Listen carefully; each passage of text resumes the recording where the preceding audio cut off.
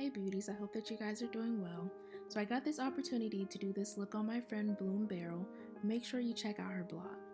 But what I loved most about this look is that her eyes were the light of this look. And it reminded me of Matthew 6:22 to 23. It reads, "The eye is the lamp of the body. So if your eye is healthy, your whole body will be full of light." And 23 reads, "But if your eye is bad, your whole body will be full of darkness. If then the light in you is darkness, how great is the darkness?" I read that and I thought, now what does that mean? How can I apply that to my life? If Jesus is telling us that the eye is the lamp of the body, and that if my eye is good, my whole body will be full of light, what is he trying to tell us? I believe that Jesus was trying to tell us that our eyes are the entrance of our heart and our minds. And I believe that also goes ahead to define how we see things and how we perceive things as well. Because I believe that we tend to see things not how they are, but as we are. Therefore, that a bad eye will lead to bad perception, and a good eye will lead to good perception.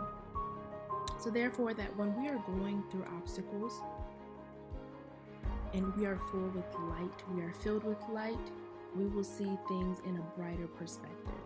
We will see things in a more positive manner. But if we are filled with things of darkness, we will be filled with negativity. We will be filled of lack of hope. We will be filled with defeat.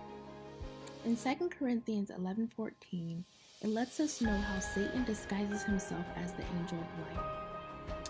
That he uses a great deception mechanism to make people think that they have found the light, when in fact they have found darkness, the false light. His intention is to blind us of the truth and corrupt our minds.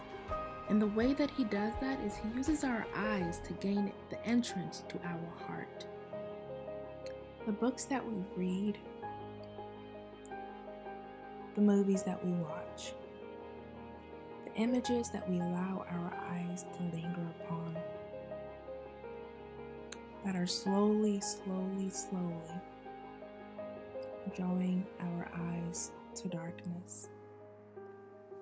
And what ends up happening is that through our trials, our tribulations, and our problems, we cannot hold on to the anchor of our strength. We cannot hold on to the promise of God because our eyes are clouded with darkness. And if our eyes is clouded with darkness, we can never perceive the light. If our head is always looking down, we can never see the one who is up. My encouragement for us is to let the lamp of our body be healthy.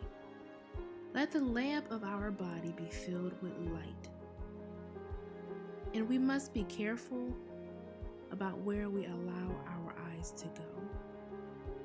My encouragement for us today is to fill our eye with the fruits of the Spirit. To fill our eye with love. To fill our eye with joy. With peace, patience, kindness, goodness, faithfulness, gentleness, and self-control.